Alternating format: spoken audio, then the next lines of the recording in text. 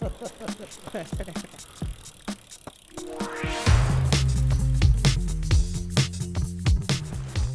everyone and welcome back to the FSR Policy Briefcase with me, James Kneebone. And me, Leonardo Meus. Today we're discussing electricity market reform, and we're very lucky to be joined today by not one but two of our FSR electricity market experts, Ellen Beckstead and Emma Menegatti. Both Emma and Ellen have recently been celebrating graduations. Emma for a double master's in energy economics from Paris-Saclay University and in engineering from Centrale Supélec, whilst Ellen just received her PhD in mechanical engineering from KU Leuven, where Emma is now beginning her PhD. First of all, many congratulations to both of you and very welcome to the Policy Briefcase, and thank you for joining us. Perhaps you could each mention the subjects that you're working on at the moment at FSR. Perhaps we could start with Ellen. Yes. So my PhD was more focused on flexibility in distribution network and the design of flexibility markets. And as a postdoc here at FSR, I try to take it a bit more broadly. So as a researcher in the electricity team, we are looking at data management models as part of two Horizon 2020 projects. And I'm also co-director here of the Evolutions in Electricity Market Score. So there I really look more at electricity market design in general. And that's also why I've been following a bit the electricity market reform. Okay, very good. And Emma, a little bit about you. Yes, so I joined FSR to work on a PhD on capacity mechanisms, and more precisely, I look at how we can Europeanize them and modernize them. And then I'm also involved in the course where Ellen is director, so the evolution of electricity markets. So I'm also following closely the market design reform. Okay, super. Thank you both for joining us again. And as mentioned in the first episode, we intend to bring different researchers onto the show whenever we can. So I am, for one, very grateful for the backup today because I am completely ignorant on electricity market design. I'm part of the FSR's gas team, so working mostly on hydrogen. And although it is true that disruptions in the gas sector were driving a lot of the chaos in the electricity market during the recent crisis, the subject of our discussion today goes much more deeply into the technicalities. As such, I am playing the role of the sort of interested idiot today, and I am severely outnumbered by electricity experts 3-1. So that being said, I'm really looking forward to today's chat. The proposed electricity market reform is certainly amongst the most important legislative changes going on in the EU's energy sector right now, along with hydrogen and the decarbonised gas market package, of course. And with that, I'll pass over to the real experts. Perhaps, Leo, you could take us back and remind us about the crisis that prompted the reform in the first place. Thank you, James. So, if we go back, I think 2022 was quite special. Yeah. During this crisis, electricity prices really peaked to unprecedented levels. Now, having extreme prices, either high prices or very low prices, sometimes even negative prices, is not unusual in the electricity system. It's really the nature of the system. That's why we think markets are useful, to really know what's going on an hour-by-hour basis.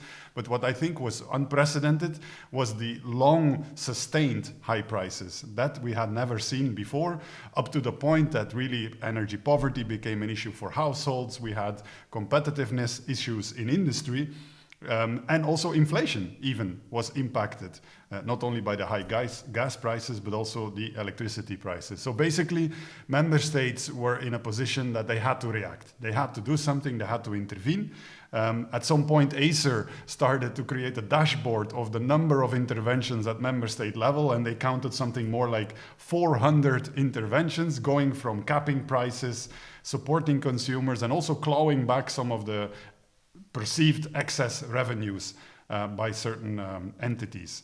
Then I think the nervousness accumulated in some of our politicians also making really strong statements, both at the national level as at the European level, with the president of the European Commission in June 2022 stating that electricity markets do not work anymore. These markets that were created 20 years ago was before renewables really came into the system. So maybe they're not future-proof anymore, and maybe we need to completely revise them. Now, in the months that followed these kind of political statements, Many proposals were indeed made to reform electricity markets. It even became popular in the fall of 2022 to talk about a revolution, really to say, we have to completely change everything rather than an evolution, because we've seen evolutions before. This electricity market project was never finished, so evolution is normal, but revolution, I think, was quite new that people were saying that. Then we at FSR really tried to engage with that process in December 2022. We came out with some recommendations together with all the experts, because we are fortunate to have several electricity market experts in our school. That was good in timing, I think, that policy brief, because we then had the public consultation by the European Commission and a proposal eventually in March 2023. Now, in our recommendations at the end of 2022, unlike many others, we actually defended short-term markets, the ones we co-created over the last 20 years. They did their job, even though these high prices were problematic. They were reflecting the reality of the system. And even more, these short-term markets with their prices actually led to a kind of automatic solidarity mechanism to make sure that electricity was flowing in the direction it was most needed. So we were one among the experts that said, even though that the perception might be different, the crisis would have probably been much worse if we wouldn't have had these electricity markets. However, of course, we also agreed that the crisis showed that the market integration process was incomplete.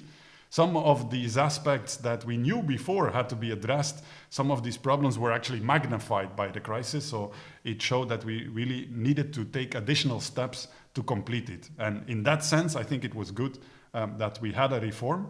Also, I think unusual during this crisis was that many people were engaged with the process, right? Normally, electricity markets is quite a technical topic. In this case, everybody was talking about it, right? Even friends and families over the break at the end of the year. I think all of us were challenged to explain a bit what was going on in these electricity markets. So FSR, we like to engage with these kind of processes. And I think also we went from the cabinet of van der Leyen to the Energy Commissioner, DG Energy, Acer, the media, and many stakeholders from debates and meetings. We tried to contribute.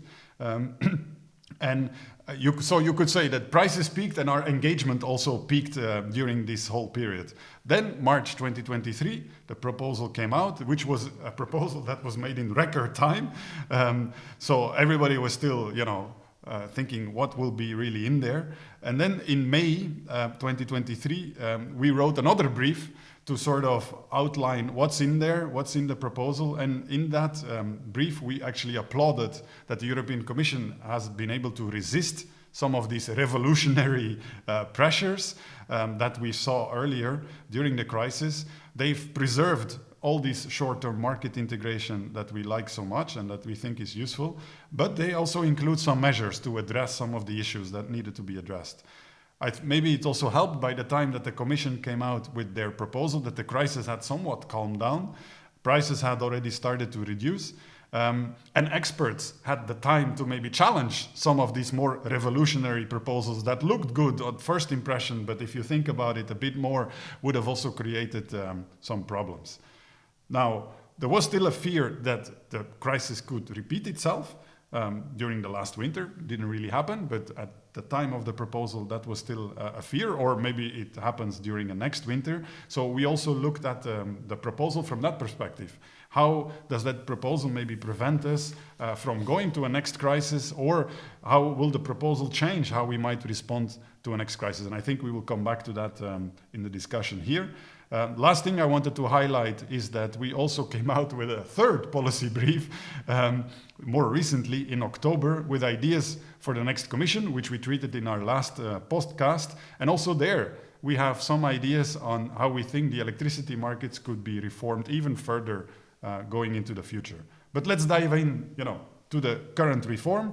And my first question is for Emma. So Emma, one of these things we felt were a bit incomplete is how we guide investments in electricity markets. So could you maybe give us an idea of or an example of what is in this proposal regarding investments? Yes, so indeed, one key element of the reform is its focus on reinforcing the long-term markets and instruments. We're talking here about the very long term, with contracts ranging from 10 to 15 years duration. And their objective is really to trigger investments in low-carbon resources so we can decarbonize in due time. Now, we know that decarbonized resources, typically renewables, are very capital intensive. So purely relying on short-term energy prices is a bit too risky for them to invest, and they need really revenue stability and predictability. And this is why we have observed in the past that the vast majority of renewables are sold through very long-term contracts. Now, there are two main types of long-term contracts. When the off-taker is a public entity, we refer to public support schemes or renewable auctions. And when the off-taker or the buyer is private, we call such contracts private power purchase agreements, the so-called PPAs. And historically, the public part, so the support schemes, have really been the main driver for renewable developments, and they are still today. But on the other hand, the PPA market, so the private side, has really been growing in the past years. So during the electricity market design reform, what has happened is that there has been a debate on which of these two instruments we should really push and develop, and whether we had to choose between public and private procurements. Also, interestingly, some public auctions were undersubscribed. So some were raising the question, is there a competition between public and private procurement? Do we need to choose? But in the end, it was kind of agreed in the community that they both have advantages and different purpose. So they are complementary. We don't really need to choose between one or the other. And this is what was translated in the reform. We really want to push both. Now, I want to reflect on the energy crisis, because I said that these instruments allow to push investments, but it's not their only advantage. Indeed, they can also ensure long-term price stability for different types of consumers. Why? Because private PPAs are a form of long-term hedge for their buyers, so they can have a very long-term price stability. It's important for large consumers and also those investing in, for example, electrification. On the other hand, support schemes, when they are well designed, are also a form of very long-term hedge for all consumers. And that is why the reform mandates the use of two-way contracts for difference. Why? Because these instruments can allow to recuperate revenues during high price crises and then pass these revenues on to consumers, therefore protecting them. Now, where are we today? So these two public and private sides face very different challenges that we had to address somehow in the reform. So the main issue with PPAs is that their development has been limited to very few member states and very large off-takers and buyers. So the reform addresses that by including very practical measures to increase the liquidity of the PPA market and enhance the accessibility of the PPA market for smaller players, for example. On the other hand, one main issue with the support schemes is that they are regulatory mass instruments and often they are very imperfect. They introduce distortions to investment and generation incentives. And so a lot of debates were on how to perfectly design these instruments, and the reform includes provisions and emphasize that member states should really pay attention to reducing such distortions. So it remains to be seen to what extent the private versus public market will be developed, but we can see both are kind of pushed in the reform. And also it will be interesting to see if we can observe differences among member states between regarding this balance between public and private. Just to conclude, here I focused on investments in low carbon generation, but another key aspect of the reform is the possibility for member states to introduce non-fossil flexibility support schemes to foster, in particular, investments in storage and demand response. So we are also pushing for these investments. Thank you, Emma. And I think it's good that you highlighted these two examples of these, in acronyms, PPA and CFD, because one of the controversies was, why are renewables getting the same price as these expensive gas plants, right? Shouldn't consumers get access to the cheaper renewables? And as you said, they could already, but they were not yet doing it in these long-term contracts. But now this reform is trying to make these kind of contracts more accessible to more consumers, right? And then you're not necessarily exposed anymore to these short-term prices. My follow-up question is on the last thing you mentioned. In general, we're pushing a bit more investments, we're guiding investments. So does that then not lead to new kind of issues? Like maybe we were coming out of this crisis worried to not have enough investments, but should we now, with this new reform and what member states might want to do, worry about over-investments? Or what do you think about that? Interesting question. So here I think that it's important to mention that the crisis was not due to insufficient investments per se. Indeed, we had enough capacity. It's just that these capacities were made expensive due to an exogenous crisis on fossil fuel prices. There was no shortage. But the crisis triggered us to decarbonize our energy supply even faster, because one main advantage of the transition would be to reduce our reliance on fossil fuel imports and consumption. So indeed, the crisis has led us to focus on de-risking investments in low carbon generation and low carbon flexibility, but not because of underinvestment initially. And so also interestingly, one main outcome of de-risking is making a lot of projects actually feasible, so they are delivered, but they also reduce the capital costs. So we are discussing massive deployment of very capital-intensive assets, so reducing financing costs through this kind of measure, de-risking, can lead to significant savings for consumers. So it's also a thing to look at. But I think that in the long term, overinvestment could happen if we have insufficient coordination between all these instruments. Because if we boost solar, wind, storage, nuclear separately, then we risk having overcapacity. It becomes tricky to have the optimal mix. So I think the difficulty is how to coordinate all these types of instruments. Now, to come back to the question, I think that finding the right balance between over and underinvestment has always been a tricky and political question, because overinvesting increases a bit the cost of the system, but reduces the risk of missing resources during some critical periods of the year, and therefore proceeding to possibly rolling blackouts. And the optimal amount of investments that we need in the system depends on the value that we place on this risk of disconnecting consumers, basically. And historically, governments and TSOs have tended to push for more investments because they really want to avoid this risk, which is inherently hard to assess. And so it will be interesting to see how the energy crisis has affected this relationship to curtailment of consumers' risk and overinvestment. Thank you, Emma.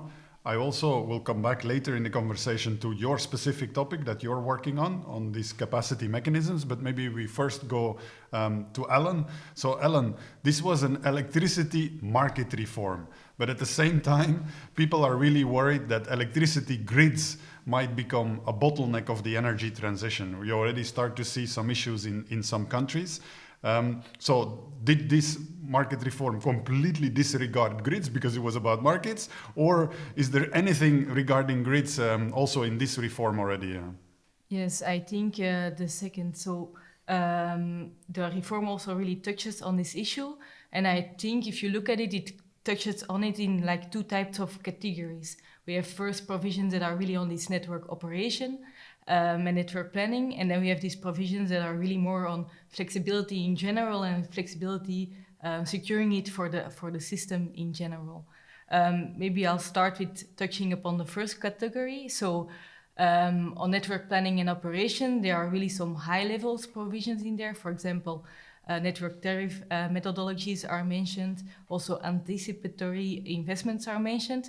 But maybe like the real impact that we will see on these issues will more come from the provisions that are a bit more concrete already. And an example on this is that currently in the reform, it's stated that system operators will have to give clear and transparent information about the available grid capacity to their grid users. So how can this look like? Some system operators do this already now. You can go to their website and you will see a map of their network area, and it has different colors, and depending on the color, there is still a lot of grid capacity available or not. So while these maps already exist, it's for the first time now also some detailed requirements are given to them.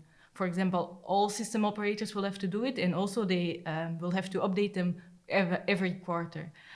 So that's something new. Then also, if a grid operator then identified such an area with a lot of congestion, the reform states that grid users that want to connect in these areas should also be able to benefit from non-flexible connection agreements. So what does this mean?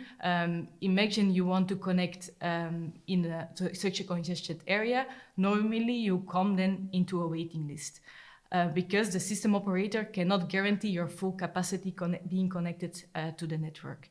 If you then enter a flexible connection agreement, it actually means that only a part of your capacity will be guaranteed, and the other part you could be interrupted for by the system operator if there is congestion. So it's a mechanism that could allow you to, for example, connect faster to the grid. Again, it's not something new. For example, in France, it's already there. However, it's the first time that a European framework gives a concrete definition for this. So, yes, that's what's new in the reform.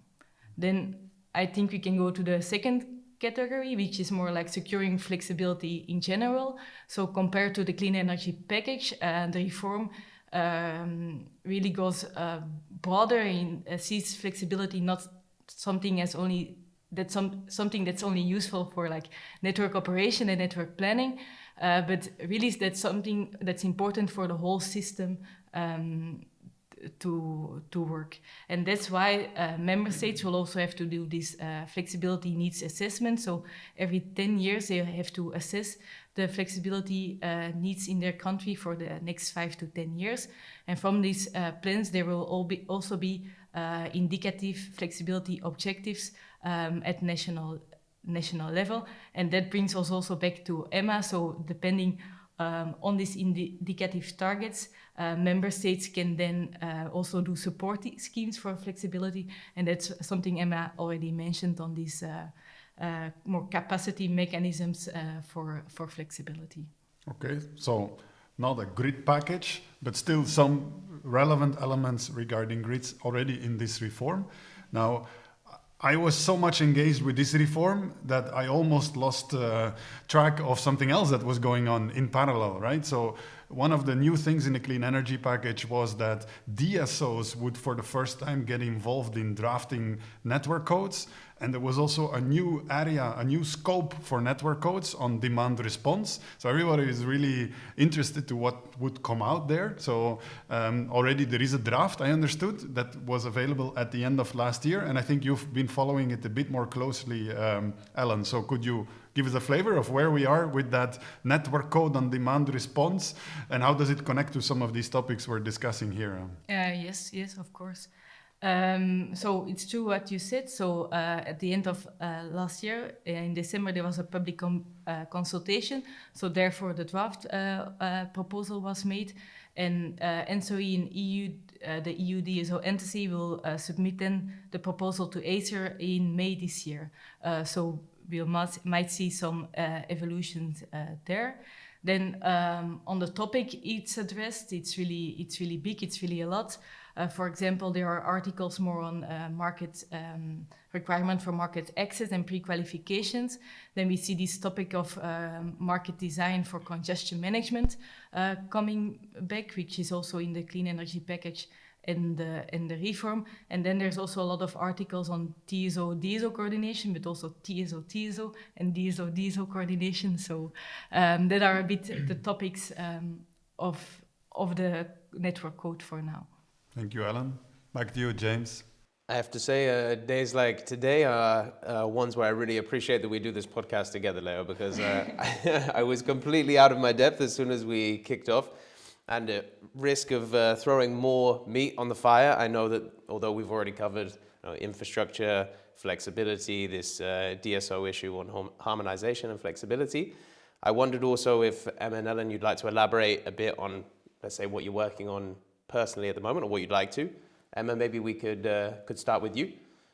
Yes, so I'm working specifically on the modernization and Europeanization of capacity mechanisms, as I was mentioning. So basically here I'm trying to see how we can improve the coordination between these heterogeneous mechanisms that we have at the EU level to reduce inefficiencies. And also I'm looking at how we can modernize them, because capacity mechanisms, basically they mostly provide revenues for large-scale and conventional resources, so we may need to adapt them so they are more in line with decarbonization objectives, also decentralization, consumers' empowerment, and very importantly, flexibility, and it's main topic of the reform. Yeah, that seems to be something that's popping up very often across these different measures, no? This flexibility issue. And Ellen, is this a big point of focus for you as well going forwards, or are there other things you're... Something I would maybe like to discover is more the subject in the reform that's on offshore bidding zones, and also the use of congestion revenue. So actually we just had 2 master's thesis students working really hard on the topic, and we realized that we are only getting like a first understanding of the dynamics and also the complexity of this topic. So it would be really nice to work more on this and better understand this concept also. Yeah, absolutely. And we've been lucky enough to receive a few questions from our listeners this week, and we encourage, of course, listeners of this week's episode to get in touch with questions for future guests, which we will be promoting, of course, on social media. You can always see there what the next episode will be and get questions in advance. And I think Leo has a couple that he'd like to put to our guest today, no? Yeah, indeed. So we have one for Emma and one for Ellen. I'll start with Emma. So Emma, one of the objectives of this reform was to make more clear what we call a price crisis and what member states are allowed and not to do under a price crisis if it were to occur again. Of course, it was understandable that we didn't really have the time to discuss this during the current crisis. So as I said before, we had these 400 different type of interventions, but of course, we've learned a lot. So can you maybe tell us a bit on what this reform does about that, in how we might respond the next time? Yes, so indeed we realized that we may need a more coordinated approach at the European level when a crisis happens, to not have all this diversity of measures that we've seen during the crisis.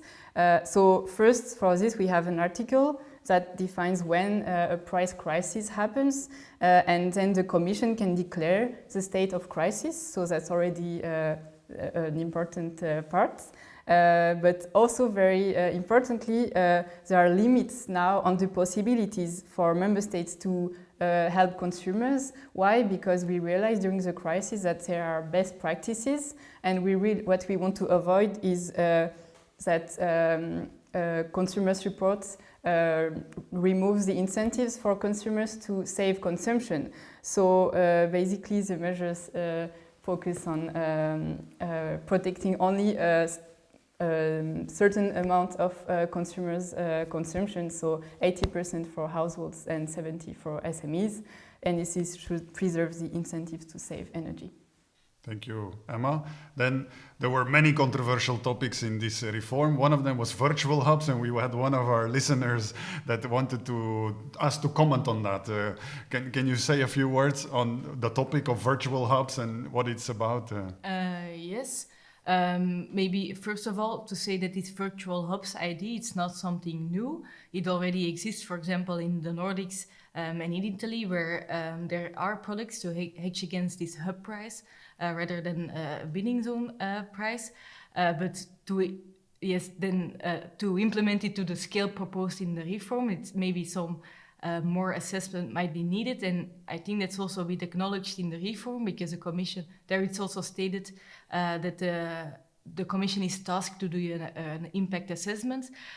So yes, we don't know the outcome of that impact assessment yet. I'll be happy to follow it up and then also teach about it, because virtual trading hubs is also one of the topics we treat in the Evolutions in Electricity Markets course. So I'll invite a listener maybe to just join us in autumn to discover with us more about where this topic is going. Thank you, Ellen. And if I understood it well, it was in the context of forward markets, right? That Yes. this took place. So Yes. we have guiding investments with very long contracts, like Emma was talking about, and then the ones you just talked about is more like 1 year, 3 year contracts. And I thought virtual hubs is a way to try to improve liquidity there, Yes, right? yes. But then indeed they have to come to the course to know all the details. James, do we still have final words? No, for me, I can just say thank you so much for coming on. I've really learned a lot. I think we've covered some of the big topics, but really in detail, not just at a superficial level. I would encourage our listeners to look at these policy briefs that Leo has mentioned for the specifics. You can also find references there to the individual articles that might be pertinent for you and your given interests.